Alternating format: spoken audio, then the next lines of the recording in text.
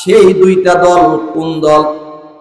আল্লাহর নবী বললেন, ঈসা আলাইহিস সালামের সঙ্গী হয়ে, ইহুদিদের বিরুদ্ধে ঈসা আলাইহিস সালামের সঙ্গী হয়ে যারা ইহুদিদের বিরুদ্ধে যুদ্ধ করবে, এই যুদ্ধে যারা শহীদ হয়ে যাবে, হাসরের ময়দানে আল্লাহ রাব্বুল আলামিন তাদেরকে বিনা হিসাবে জান্নাত দিয়ে দিবে। আরেক দল হলো, হিন্দুস্তানের সঙ্গে মুসলমানদের যুদ্ধ হবে, এই যুদ্ধে যারা শহীদ হয়ে যাবে, এই যুদ্ধে যারা শহীদ হবে, হাসরের ময়দানে আল্লাহ রাব্বুল আলামিন এই শহীদদের কোনো হিসাব নেবেন না। এসে বলেন ঠিক কিনা? ভাইরা আমার, এই জন্য দরকার আমাদের শক্তিশালী মজবুত ঈমান। কি দরকার? একটু মহব্বতের সঙ্গে বলেন, কি দরকার? এই জন্য দরকার আমাদের শক্তিশালী মজবুত ঈমান। আর ঈমানকে মজবুত করার জন্য, আমাদের আমলকে মজবুত করার জন্য যেই কিতাবের সংস্পর্শে আমাদের আসতে হবে, বলেন তো সেই কিতাবের নাম কি? আমার আল্লাহ বলছেন, ওয়াইদা তুলিয়াত আলাইহিম আয়াতুহু জাআদাতুহুম ঈমানা ওয়া আলা রাব্বিহিম ইয়াতাওয়াক্কালুন। বান্দারে, এই কোরআন এমন একটি কিতাব, যারা এই কোরআনের সংস্পর্শে আসবে, কোরআন যারা শুনবে, কোরআন যারা মানবে, এই কোরআনই মানুষের হেদায়েতের জন্য যথেষ্ট হয়ে যাবে। বলে সুবহানাল্লাহ। আমার ভাইয়েরা, এই পৃথিবীতে ইবনে মাসউদ রাদিয়াল্লাহু তাআলা আনহু তিনি হাদিস বর্ণনা করেছেন। ইবনে মাসউদ রাদিয়াল্লাহু তাআলা আনহু বলেছেন, বিশ্ব নবী মক্কায় একদিন আবু বকরকে সঙ্গে নিয়ে তিনি একদিন, আমি ইবনে মাসউদ, আমি একদিন ছাগল চড়াইতেছিলাম আর কিছু তুম্বা চড়াইতেছিলাম। এমন সময় বিশ্ব নবী রাহমাতাল লিল আলামিন আবু বকরকে সঙ্গে নিয়ে আমার কাছে আসলেন। রাস্তা দিয়ে যাচ্ছিলেন, আমাকে ডাক দিয়ে বললেন, আব্দুল্লাহ ইবনে মাসউদ, ও ইবনে মাসউদ, তুমি যে ছাগল চড়াইতেছ, ওখান থেকে একটি ছাগল আমার কাছে নিয়ে আসো। তোমার ছাগলের স্তনে কি দুধ আছে নাকি? আব্দুল্লাহ ইবনে মাসউদ রাদিয়াল্লাহু তাআলা আনহু বললেন, আমার একটা ছাগলের স্তনে দুধ নাই। আল্লাহর নবী বললেন, আব্দুল্লাহ ইবনে মাসউদ রে, তুমি তোমার একটা ছাগল তুমি আমার কাছে ধরে নিয়ে আসো। আব্দুল্লাহ ইবনে মাসউদ বর্ণনা করেছেন, আমি অত্যন্ত রাগান্বিত হলাম, বিরক্ত ভাব পোষণ করলাম। আমি অত্যন্ত রাগান্বিত হলাম, বিরক্ত হয়ে একটা ছাগল আমি ধরে নিয়ে আসলাম। বিশ্ব নবীর সামনে যখন আমি ছাগলটা নিয়ে আসলাম, রাহমাতাল লিল আলামিন ছাগলের স্তনে যখনই হাত দিয়েছেন, বিশ্ব নবীর হাতের ছোঁয়াপে এই ছাগলের স্তনটা অনেক বড় হয়ে গেছে।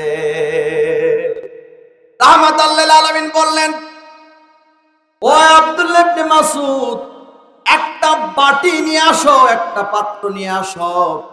আমি দৌড়ে গিয়ে একটা পাত্র নিয়ে আসলাম, বাটি নিয়ে আসলাম। বাটি নিয়ে এসে রাহমাতাল লিল আলামিনের হাতে যখন দিলাম, আল্লাহর নবী বাটিটা নিয়ে ছাগলের ওলানের নিচে যখন দিলেন, এক বাটি দুধ হয়ে গেল।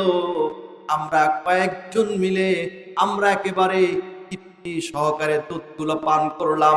এই দৃশ্যটি দেখা মাত্রই আমি মুহাম্মদ রাসূলুল্লাহ সাল্লাল্লাহু আলাইহি ওয়াসাল্লামকে বললাম, আপনার পরিচয় কি?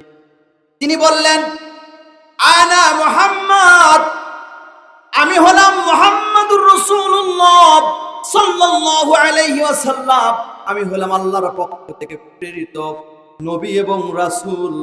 এই কথা বলা মাত্রই আব্দুল্লাহ ইবনে মাসউদ একটা মাত্র মুজিজা দেখা মাত্র অপেক্ষা করেন, বিশ্ব নবীর হাতে হাত রেখে তিনি কালেমা পড়ে মুসলমান হয়ে গেছেন। বলে সুবহানাল্লাহ। আব্দুল্লাহ ইবনে মাসউদ আল্লাহর নবী হাতে হাত রেখে কালেমা পড়লেন, আশহাদু আল্লা ইলাহা ইল্লাল্লাহু ওয়া আশহাদু আন্না মুহাম্মাদান আবদুহু ওয়া রাসূলুহু। সুবহানাল্লাহ বলবেন না? আমার ভাইয়েরা, একটা মাত্র মুজিজা দেখা মাত্রই তিনি ইসলাম গ্রহণ করলেন।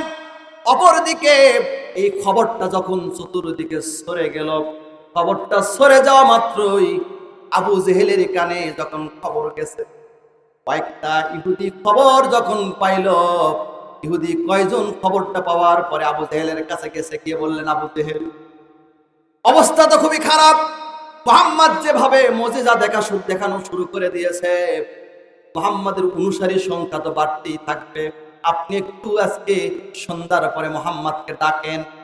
মুহাম্মদ সাল্লাল্লাহু আলাইহি ওয়াসাল্লামকে ডাকা হলো। আবু জেহেল মুহাম্মদ সাল্লাল্লাহু আলাইহি ওয়াসাল্লামকে বললেন, আবু জেহেল বললেন, মুহাম্মদ, ভাতিজা মুহাম্মদ, তুমি নাকি অনেক মুজিজা দেখাতে পারো, আজকে অনেক লোকজন জনবল নিয়ে তোমার সামনে হাজির হয়েছি, ওই যে আকাশের পূর্ণিমার চাঁদ দেখা যাচ্ছে, তুমি যদি এই চাঁদটাকে দ্বিখণ্ডিত করতে পারো তাহলে আমরা তোমার উপরে ঈমান আনবো। কি আনবো? কথা বলেন, কি আনবো? আমরা, তুমি যদি চাঁদটাকে দ্বিখণ্ডিত করতে পারো তাহলে আমরা তোমার উপরে ঈমান আনবো।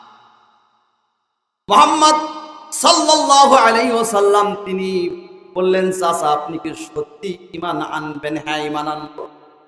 আমার ভাইরা, বিশ্বনবী রাহমাতাল লিল আলামিন বড় আশা নিয়ে আকাশের দিকে আঙ্গুল উঠাইয়া আল্লাহ রাব্বুল আলামিনকে বললেন, মাবুদ, আপনি একটু মেহেরবানি করে এই মুজিজা দেখানোর জন্য সুযোগ করে দেন। রাহমাতাল লিল আলামিন চাঁদের দিকে আঙ্গুল উঠে তিনি ইশারা করলেন, চাঁদ দুই খণ্ড হয়ে দুই প্রান্তে চলে গেলেন।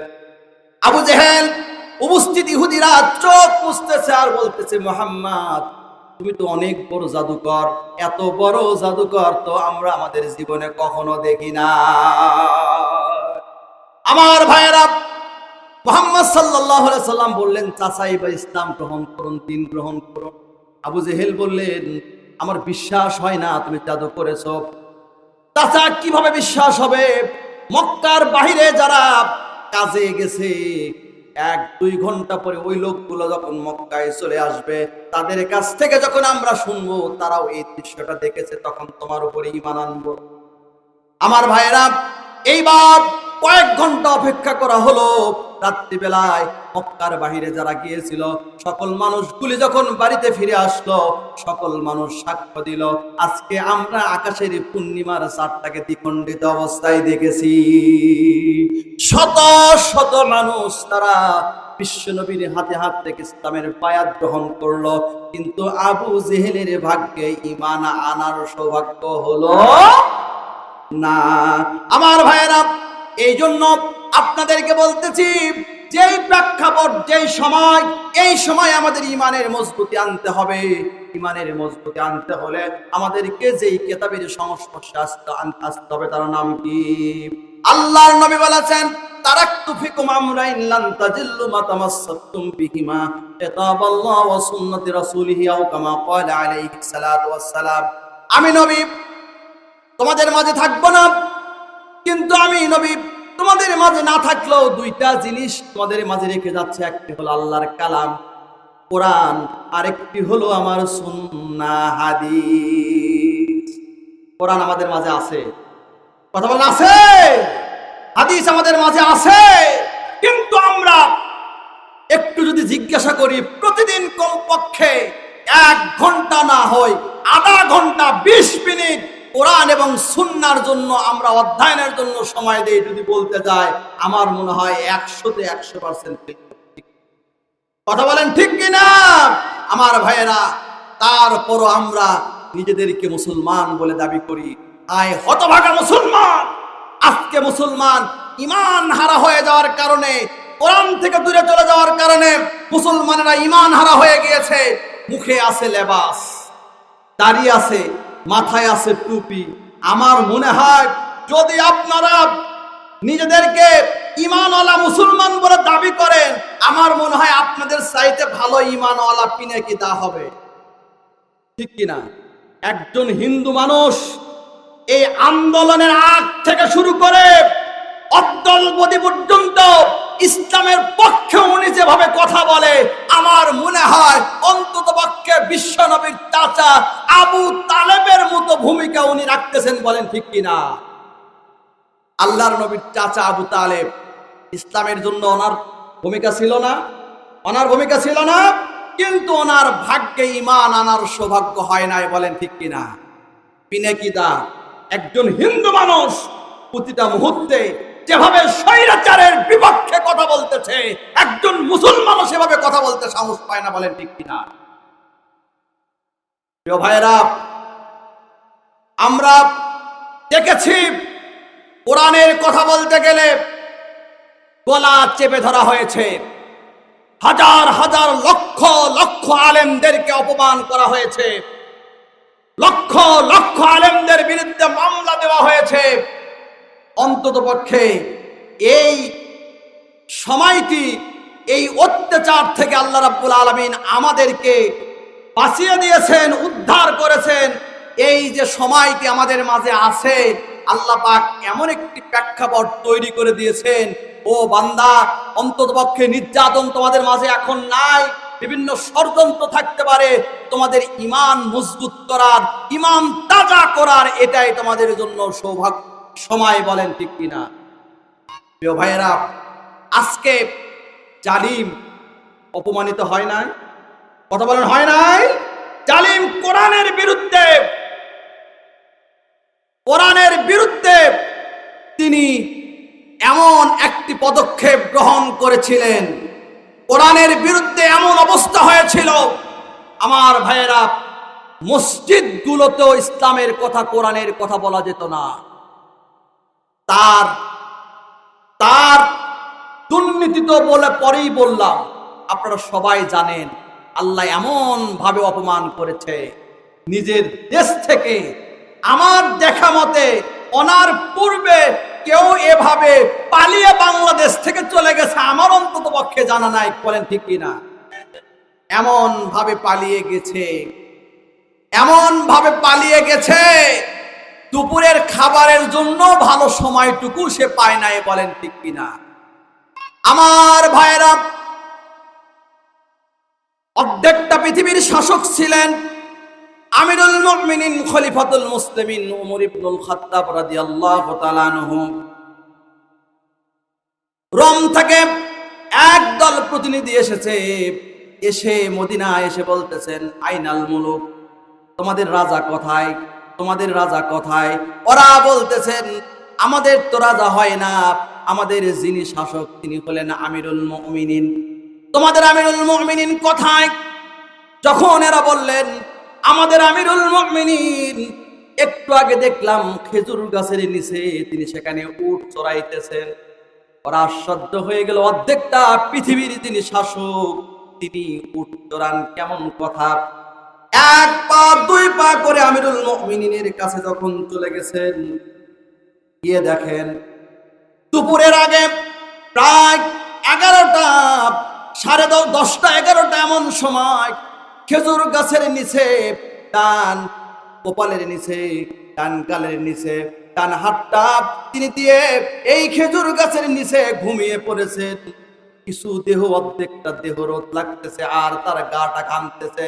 জিজ্ঞাসা করলেন, সঙ্গী সাথীদেরকে জিজ্ঞাসা করলেন, তোমাদের আমিরুল মুমিনিন এই খেজুর গাছের নিচে অসময় তারা ঘুমাচ্ছে কেন?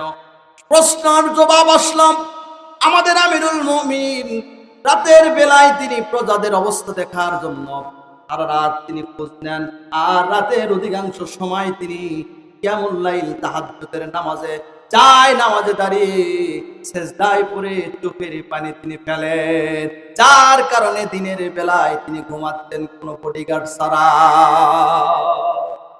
জনগণের হক যারা আদায় করে ওরা কখনো পালায় না, ওদের জীবনের ভয় নাই, ওদের জীবনের কোনো ভয় কখনোই থাকতে পারে না।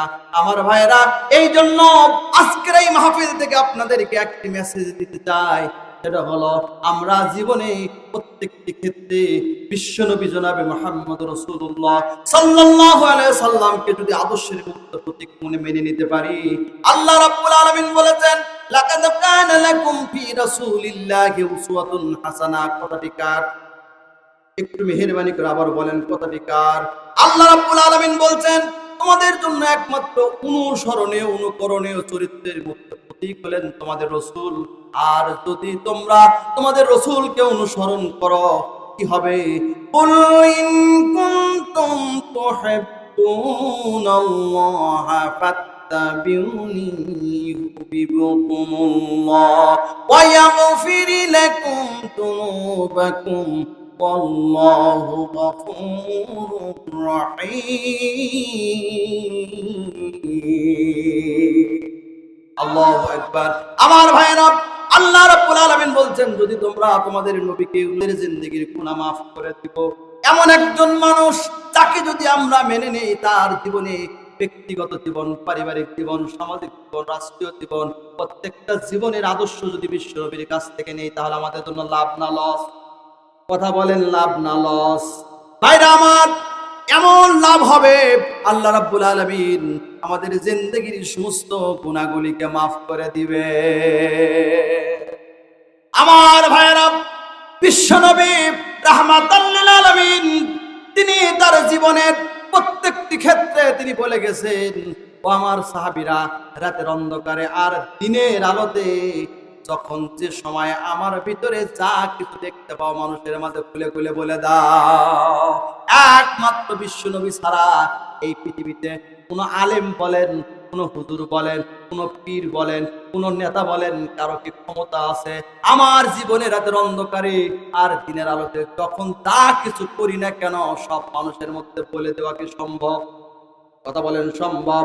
কিন্তু আল্লাহর নবী এমন একজন মানুষ ছিলেন, তিনি বাথরুম কেমনে করেছেন সেটা আমার জন্য আদর্শ, তিনি কেমনে খানা খেয়েছেন সেটা আমার জন্য আদর্শ, তিনি কেমনে বিছানায় ঘুমাতেন সেটা আমার জন্য আদর্শ, তিনি কেমনে ছাগল চড়াইতেন সেটা আমাদের জন্য আদর্শ, তিনি কেমনে সেনাবাহিনীর প্রধান ছিলেন, তিনি কেমনে কমান্ড করতেন সেটা আমাদের জন্য আদর্শ, তিনি রাষ্ট্র পরিচালনা করতেন, রাষ্ট্রের নেতা হিসেবে তিনি আমাদের জন্য আদর্শ। বলেন ঠিক কিনা?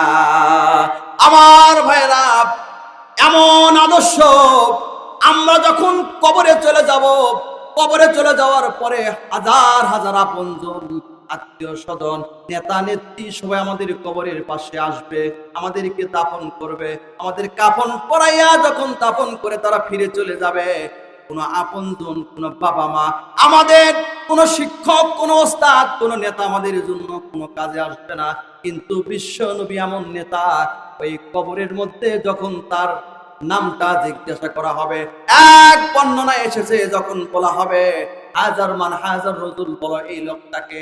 যদি কোনো ব্যক্তি বলেন ইনি হলেন বিশ্বনবী জনাবে মুহাম্মদ রাসূলুল্লাহ সাল্লাল্লাহু আলাইহি ওয়াসাল্লাম, এই কথাটি কবরের মধ্যে কেউ যদি বলতে পারে, আল্লাহর নবী বলেছেন আল্লাহ রাব্বুল আলামিন তার কবরের সঙ্গে জান্নাতুল ফেরদাউসের যোগাযোগ করে দিবে।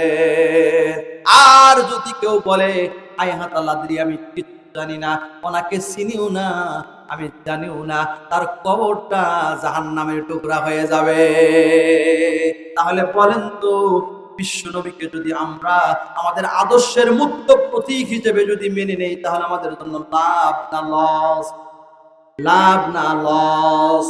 আমার ভাইরা, ভাইরা আমার, এই জন্য নিজেদের ইমানটাকে মজবুত করব আর বিশ্ব নবীকে আদর্শের মুক্ত প্রতীক হিসেবে মেনে নিব। আমার ভাইরা, এই জন্য আমাদের আসতে হবে কোরআনের সংস্পর্শে। কার সংস্পর্শে আসতে হবে? আরেকটু মেহেরবানি করে জুড়ে বলেন, কার সংস্পর্শে আসতে হবে? কোরআনের সংস্পর্শে আসতে হবে। কোরআনই একমাত্র মানুষের চরিত্রে পরিবর্তন করতে পারে, আর কোরআন ছাড়া কোনো কিতাব, কোনো আদর্শ মানুষের চরিত্রের পরিবর্তন করতে পারে না। আমার ভাইয়েরা, আমার ভাইয়েরা, আমার মা বোনেরা, এই জন্য আসুন দিনের কিছু অংশ হলো, বিশেষ করে ফজরের সালাতের পরে অথবা ফজরের সালাতের আগে যদি আমরা পারি কোরআনটাকে আমরা পড়ব। কোরআনকে শুধু পড়ার জন্য আছে, কোরআন পড়ব, বুঝবো, মানবো, আমল করব। যদি এটা আমরা করতে পারি, বলেন তো আমাদের জন্য লাভ না লস? আমার ভাইরা, সন্তানদেরকে কোরআন শিক্ষা দেন। আজকে ছোট ছোট বাচ্চাদেরকে কোরআন শিক্ষা দেন, বাচ্চাদেরকে কোরআন শিক্ষা দেন।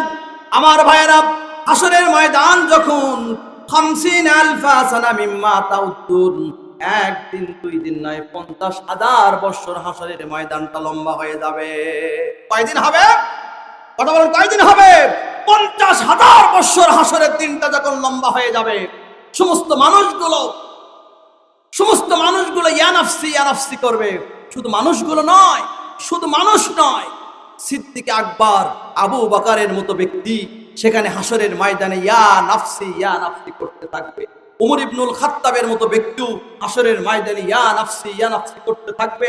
আইম্মায়ে মুজতাহিদিন, আইম্মায়ে মুতাআখিরিন, সালফে সালেহিন, যুগে যুগে যত ভালো মানুষ এসেছে সমস্ত মানুষগুলো হাসরের ময়দানে ইয়া নাফসি করতে থাকবে। সমস্ত মানুষগুলো আদম আলাইহিস সালামের কাছে চলে যাবে। আদম আলাইহিস সালাম কিচ্ছু করতে পারবে না, নূহ আলাইহিস সালাম কিচ্ছু করতে পারবে না, ইব্রাহিম, মুসা, ঈসা কেউ কিচ্ছু করতে পারবে না। সমস্ত মানুষগুলো দৌড়ে আসবে।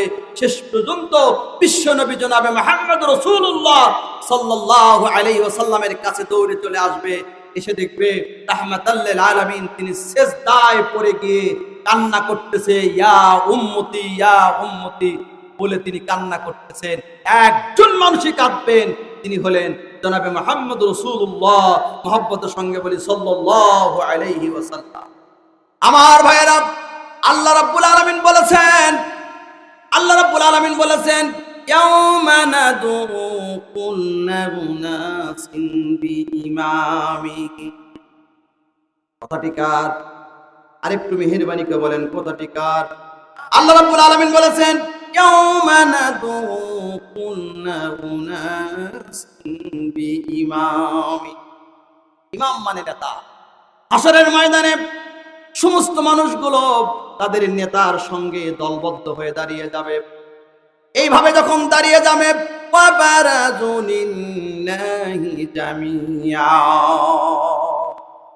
আল্লাহ রাব্বুল আলামিনের সামনে সমবেত হয়ে যাবে, সব মানুষ জড়ো হয়ে যাবে।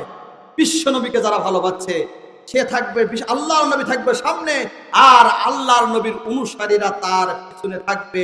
এইভাবে যে যাকে ভালোবাসছে, যে যার আদর্শ মেনে নিয়েছে, তার সঙ্গে হাসরের ময়দানে মানুষেরা দাঁড়িয়ে যাবে। এইভাবে যখন দাঁড়িয়ে যাবে, সমস্ত মানুষগুলো ইয়া নাফসি করবে। এইভাবে মানুষগুলো নেতার পিছনে যখন মানুষ দাঁড়িয়ে যাবে, তখন মানুষগুলো চিৎকার করে হাসরের ময়দানে বলবে, অপলাত দুআফাউ লিল্লাযিনা ইসতাকবারু। প্রত্যেককেই তাদের অনুসারী যার অনুসরণ করেছেন, সামনের যিনি দাঁড়িয়ে আছেন তাকে বলবেন, একটু আজকে আমাদের জন্য আল্লাহ রাব্বুল আলামিনের কাছে করুন, কারণ আমরা তো পৃথিবীতে আপনার অনুসারী ছিলাম। কথাটি কে বলেছে? কথাটি কে বলেছেন?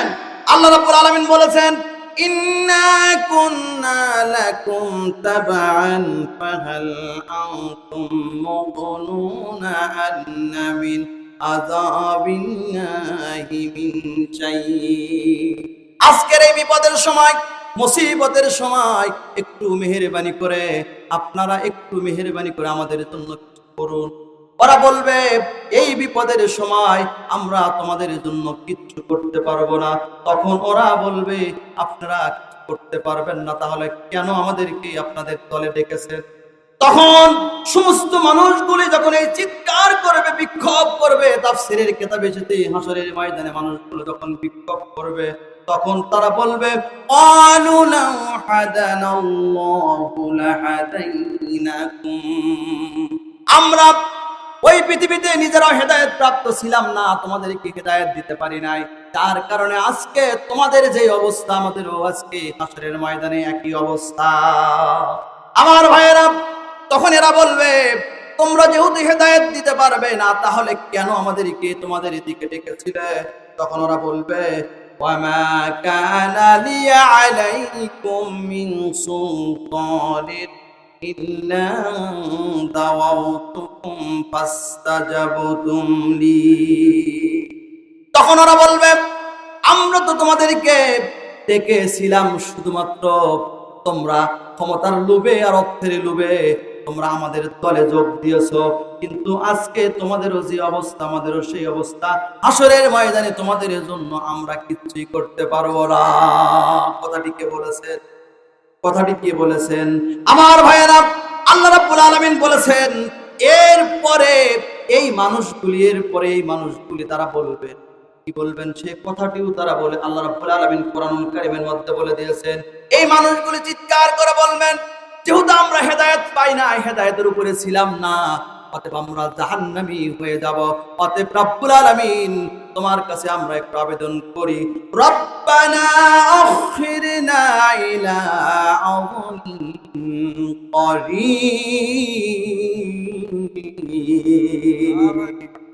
আল্লাহ রাব্বুল আলামিন বলেছেন তখন হাসরবাসীরা তারা আল্লাহর কাছে বলবেন, রব্বানা আখিরনা, আয় আল্লাহ আমাদেরকে করো, এখান থেকে বের করো, আবার আমাদেরকে দুনিয়াতে পাঠাইয়া দাও, আমাদেরকে আবার দুনিয়াতে পাঠাইয়া দাও। আল্লাহ রাব্বুল আলামিন বলবেন, বান্দারে দুনিয়াতে যদি যাও তাহলে কি করবে, কি করবা দুনিয়াতে গিয়ে? তখন তারা বলবে, কি কথা বলবে? আল্লাহ রাব্বুল আলামিন কুরআনুল কারীমের ভিতরে সে কথাটাও কোট করে দিয়েছেন, বলি সুবহানাল্লাহ। আমার আল্লাহ বলেছেন, তারা বলবে নুজিবু দাওয়াতাকা নাত্তাবিউর রাসূল। আল্লাহ যদি দুনিয়াতে পাঠায় দাও তাহলে আমরা তোমার হুকুম অনুযায়ী রাসূলদের আনুগত্য করব, রাসূলদের আমরা মেনে চলব। আয় আল্লাহ আমাদেরকে দুনিয়াতে পাঠাইয়া দাও। আল্লাহ রাব্বুল আলামিন বলবেন, বান্দারে ওই সুযোগ আর তোমাদের হবে না, দুনিয়াতে তোমাদের যাওয়ার আর সুযোগ হবে না। অতএব তোমাদের কর্মের ফল আজকে তোমাদেরকে ভোগ করতে হবে।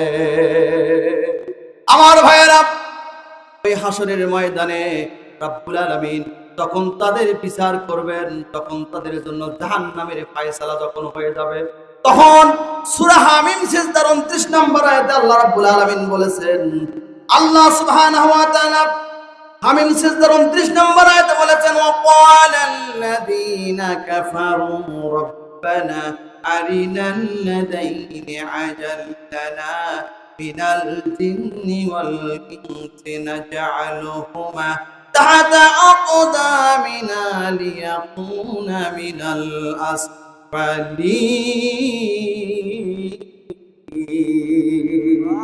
আল্লাহু আকবার। আল্লাহ রাব্বুল আলামিন বলেছেন ওই হাসরের ময়দানে এই মানুষগুলো চিৎকার করে আল্লাহর কাছে বলবেন, আল্লাহ যেহেতু জাহান্নামের ফয়সালা আমাদের জন্য হয়ে গেছে, আমাদেরকে জাহান্নামে যেতেই হবে। অতএব মাবুদ গো, যেই মানুষদের ভিতরে যারা আমাদেরকে যারা হেদায়েত দিতে পারে নাই, ওই জিনদের ভিতর থেকে যারা আমাদেরকে প্রয়োজনা দিয়েছে, মানুষদের ভিতরে যারা আমাদেরকে পথভ্রষ্ট করেছে, আল্লাহ তাদেরকে একটু মেহেরবানি করে আমাদের সামনে আনো। তাহতা আকদামিনা লিয়াকুনা মিনাল আসফালিন। আল্লাহ তাদেরকে পদদলিত করে, অপমানিত করে আমরা জাহান্নামে যেতে চাই। আর অপরদিকে আল্লাহর নবীর অনুসারী যারা পিছনে, বিশ্ব নবীর পিছনে যারা দাঁড়িয়ে থাকবে, আল্লাহর নবীর নেতৃত্বে বিনা হিসাবে তারা জান্নাতের দিকে রওনা দিবে, বলে সুবহানাল্লাহ। আমার ভাইয়েরা, এই জন্য বলেন তো বিশ্ব নবীর অনুসরণ করা আমাদের জন্য দরকার আছে না নাই? বিশ্ব নবীর অনুসরণ করা দরকার আছে না নাই? আমার ভাইয়েরা, এই জন্য আল্লাহর নবীকে অনুসরণ করতে হবে। সেই দিন এক জায়গায় মাহফিলে, এই যে গত বছর এই বছরের শুরুর দিকে এক মাহফিলে গেলাম, ওই মাহফিলে একজন মুরব্বী এসে হাত ধরে কান্না করলেন আর বলতেছেন, হুজুর আমার সন্তান পথে চলে গেছে, মদ গাঁজা ইয়াবা হিরোইন সব খায়। আমার ভাইরা, এই বাবাটা এমন ভাবে কান্না করলেন, আমার কাছে এসে বললেন, হুজুর আমার সন্তানের মাথায় হাত দিয়ে বুঝ দেন। আমি বললাম, সন্তানকে আপনি কি লেখাপড়া করাইছেন? বলে হ্যাঁ, সে কলেজে পড়ে। সন্তান কি কোরআন পড়তে পারে নাকি? ওই অভিভাবক কেঁদে কেঁদে বলতেছেন, আমার সন্তান কোরআন পড়ে না, আমার সন্তান কোরআন পড়তে পারে না। আমি বললাম, মুরব্বী, ওই মসজিদের পানির ট্যাঙ্কির ভিতরে যদি আপনি মরা কোনো প্রাণীকে রেখে আসেন আর যদি ট্যাপটা খুলে দেন, আর এই ট্যাপ দিয়ে দূষিত দুর্গন্ধ আসবে কি আসবে না বলেন তো? আমার ভাইরা, দুর্গন্ধ আসবে। আর যতক্ষণ পর্যন্ত ওই ট্যাঙ্কির ভিতর থেকে মরা প্রাণীটা বের করে পানি দিয়ে যতক্ষণ পর্যন্ত না ধোবেন, ততক্ষণ দৃষ্টিভঙ্গ আসবে। আপনার সন্তানের মাথাটা এমন ভাবে নষ্ট হয়ে গেছে, এই মাথার ভিতরে যদি আপনি কোরআন সেটআপ দিতে পারতেন, হাদিস সেটআপ দিতে পারতেন, ইসলামকে যদি সেটআপ দিতে পারতেন, আপনার সন্তান অন্ততপক্ষে এই বিপদে যেত না। আমার ভাইয়েরা, এই জন্য সন্তানের হাতে আপনাদেরকে উঠিয়ে দিতে হবে আল কোরআন। সন্তান যখন কথা বলা শিখবে, সন্তানকে কোরআন শিক্ষা দিতে হবে। এই কোরআন শিক্ষা দেওয়া সুন্নত, নফল নামাজি আপনারাই বলছেন ফরজ। কোরআন শিক্ষা যদি ফরজ হয়, আমি বলতে চাই এখানে যারা যারা আছেন কয়জন কোরআন করবে কি করবে না? আমার ভাইরা, দুনিয়ার সব বুঝি কোন কাজে আমাদের জন্য আয় বেশি হবে, কামায়ে রোজগার বেশি হবে, কোনটাতে সফলতা, কিন্তু পরকালের সফলতার কথা আমরা জানার পরও সেইটা আমল করি না। আমার ভাইরা, একটা হাদিস আপনাদের সামনে, একটা ইতিহাস বলে আপনাদের সামনে আমি আমার আলোচনা শেষে নিয়ে যাব। আমার ভাইরা, এই পৃথিবীতে একজন ব্যক্তি ছিল, নাম হলো আমির বিন আনাস। কি বললাম? আমির বিন আনাস। সে যুবক মানুষ, বিবাহ করবে, পাত্রী খুঁজতেছে। এমন সময় তার কাছে চলে আসলো একটা পাত্রীর সন্ধান চলে আসলো। বললো, আমির বিন আনাস, যুবক মানুষ, তুমি যে পাত্রী খুঁজতেছো, আমাদের অমুক মহল্লায় অমুক পাড়ায় একটা পাত্রী আছে, পাত্রীটি এত ভালো, এই পাত্রীকে যদি, এই মেয়েকে যদি তুমি বিবাহ করো, তোমার জীবনটা ধন্য হয়ে যাবে। আমির বিন আনাস বললেন, তাহলে সবাই যেহেতু তোমরা এত মানুষ পাত্রীর প্রশংসা করতেছো, মেয়েটার প্রশংসা করতেছো, তাহলে ওকে দিয়ে আমার বিবাহের ব্যবস্থা করে দাও। বিবাহ হয়ে গেল। রাত্রিবেলায় যখন রাত্রিতে ঘরের মধ্যে ঢুকে গেছে, ঢোকার পরে চেহারার দিকে তাকাইয়া দেখে পাত্রী এত কালো এবং কুৎসিত, পাত্রীর চেহারা এত বিশ্রী, চেহারার দিকে তাকাইয়া আমির বিন আনাসের মনটা খারাপ হয়ে গেছে। আমার ভাইয়েরা, আমির বিন আনাস বাসর উদযাপন করে সকালবেলা ফজরের সালাত আদায় করে তিনি চলে গেলেন বাড়ি থেকে, রাগ করে বাড়ি থেকে বের হয়ে গেলেন। কিতাবে এসেছে 1 বছর 2 বছর নয়, কেউ বলেছেন 22 বছর, কেউ বলেছেন 25 বছর। 25 বছর পরে তিনি বাহিরে রাগ করে থাকার পরে আবার বাড়ির কথা মনে পড়ে গেছে, বাড়ির উদ্দেশ্যে চলে আসছে। তিনি খুঁজতে খুঁজতে দেখেন তার বাড়ির সামনে সুন্দর একটা মসজিদ, ভাঙ্গা মসজিদ ছিল। মসজিদটাতে তিনি সালাত আদায় করতেন। এইবার তিনি সেখানে কি ওযু করে সেখানে তিনি সালাত আদায় করার জন্য, আসরের সালাত আদায় করার জন্য মসজিদে ঢুকতেন। এইবার দেখেন একজন সুন্দর সুদর্শন যুবক ইমামতির মুসল্লায় দাঁড়িয়ে নামাজ পড়াচ্ছেন, ইমামতি করতেছেন। আমির বিন আনাস সালাতের পিছনে, ইমামের পিছনে দাঁড়াইয়া তিনি সালাত আদায় করলেন। সালাত আদায় করার পরে এই ইমামটি এত সুন্দর করে তিনি কোরআনের বয়ান দিলেন, নসিহত করলেন। আমির বিন আনাসের কলিজা ঠান্ডা হয়ে গেল। এইবার তিনি এই বয়ান শেষ হওয়ার পরে যুবককে ডাক দিয়ে বললেন, ও যুবক, কি তোমার পরিচয়? তোমার বাবার নাম কি? বাড়ি কোথায়? তোমার পরিচয়টা একটু দাও। আমার জীবনে কোরআনের এত সুন্দর তাফসীর আমি আর কখনো শুনি না। যুবকটি বললেন, আপনাকে আমি কোনোদিন এই মহল্লায় কখনো দেখি না, আপনার পরিচয়টা কি? এই যুবক বলতেছেন, আপনার পরিচয়টা কি? আমির বিন আনাস বলতেছেন, আমার পরিচয়, আমাকে তুমি চিনবা না, তোমার বাবার নাম? তিনি বলতেছেন, আমার বাবার নাম আমি আমার মার কাছ থেকে শুনেছিলাম, আমার বাবার নাম নাকি আমির বিন আনাস। আমার মার কাছ থেকে শুনেছিলাম আমার বাবার নাম নাকি আমির বিন আনাস। আমির বিন আনাস এইটা শোনার পরে চোখ দিয়ে পানি বের হয়ে গেছে। যুবককে বুকের সঙ্গে জড়িয়ে ধরে বলতেছেন, বাবা, তোমার বাড়িটা, তোমার বাড়িতে একটু আমাকে নিয়ে চলো। বলতেছেন, চলেন। বাড়ির কাছে যখন গেছে, যুবক বলতেছেন, আমার বাড়িতে তো কেউ নাই, আমার মা আছে, আমার মা তো আমার জীবনে কখনো দেখি নাই কোনো পরপুরুষের সঙ্গে দেখা করে। আমির বিন আনাস বলতেছেন, পরপুরুষের সঙ্গে দেখা করে না, ঠিক আছে, তুমি একটু তোমার মাকে বলো, আজ থেকে 25 বছর আগে তোমার মা কোন যুবককে বলেছিল রাত্রিবেলায়, আপনি আমার বাড়ি থেকে রাগ করে যাবেন না, আপনি যদি আমাকে নিয়ে ধৈর্য ধারণ করে সংসার করেন, আমার বিশ্বাস আল্লাহ রাব্বুল আলামিনের রহমতে আমার সংসার পরিপূর্ণ হয়ে যাবে। বলি সুবহানাল্লাহ। এই কথাটা তোমার মাকে বলবা। যুবক ঘরের ভিতরে প্রবেশ করে মাকে ডাকতে বলতেছেন, মা, অপরিচিত একজন মানুষ, কোনোদিন আমি সেই মানুষকে দেখি নাই, আজকে আমার বাড়িতে আসছে, আমার কাছে এই কথা বললো, এই মানুষটাকে আপনি চিনেন নাকি? মা বললেন, বাবা রে, তুমি আর দেরি করো না, সসম্মানে ওই লোকটাকে ঘরের ভিতর নিয়ে আসো, বলি সুবহানাল্লাহ। আমার ভাইয়েরা, এই মহিলা ছিলেন 30 পারা কোরআনের হাফেজা, 30 পারা কোরআন হিফজ করেছিলেন, আল্লাহওয়ালা তাকওয়াবান মুত্তাকি একজন মহিলা ছিলেন। আমার ভাইয়েরা, আর তার যে সন্তান, এই সন্তানটা ছিল জগৎ বিখ্যাত ইমাম মালিক রাহিমাহুল্লাহ আলা। সুবহানাল্লাহ বলবেন না? আমার ভাইয়েরা, এই মহিলা সন্তানকে ডাক দিয়ে বলতেছেন, বাবা ইমাম মালিক, তুমি কখনোই মনের ভুলেও তুমি এই ব্যক্তির সঙ্গে তুমি খারাপ ব্যবহার করবা না, এই ব্যক্তির সঙ্গে তুমি কখনোই খারাপ ব্যবহার করবা না। আমার ভাইয়েরা, এই কথাটি আপনাদের সামনে এই জন্যই বললাম, 1 বছর 2 বছর নয়, দীর্ঘ 25টা বছর সেই মানুষটি সন্তানের খোঁজ নিলেন না, স্ত্রীর খোঁজ নিলেন না। 25 বছর পরে আসার পরও স্ত্রী তাকে সসম্মানে ঘরের ভিতর প্রবেশ করার জন্য সুযোগ করে দিলেন। এইটা একটা মাত্র কারণই হয়েছিল, সন্তানকে এমন ভাবে গড়ে তুলেছে, এই সন্তানকে কোরআনের হাফেজ বানাইতে, জগৎ বিখ্যাত আলেম হিসেবে সন্তান জগৎ বিখ্যাত আলেম হিসেবে প্রতিষ্ঠিত হয়েছে। একটাই মাত্র কারণ, সেটা হলো এই সন্তানের মা ছিল কোরআনের হাফেজা। আমার ভাইয়েরা, এই জন্য আমি আমার আলোচনার দিকে করব না। আমার ভাইয়েরা, আজকে মসজিদের জন্য আজকের এই মাহফিল, এই মসজিদ কত বছর তার আগের বছর যে অবস্থায় দেখেছিলাম সে অবস্থায় আছে। আমি জিজ্ঞাসা করলাম, মসজিদের কেন উন্নয়ন হচ্ছে না? গত বছর আগের বছর যে অবস্থায় দেখেছিলাম, গত বছর যে অবস্থায় দেখেছি, এবছরে সেই অবস্থায় দেখলাম, কিছু পরিবর্তন হয়েছে না?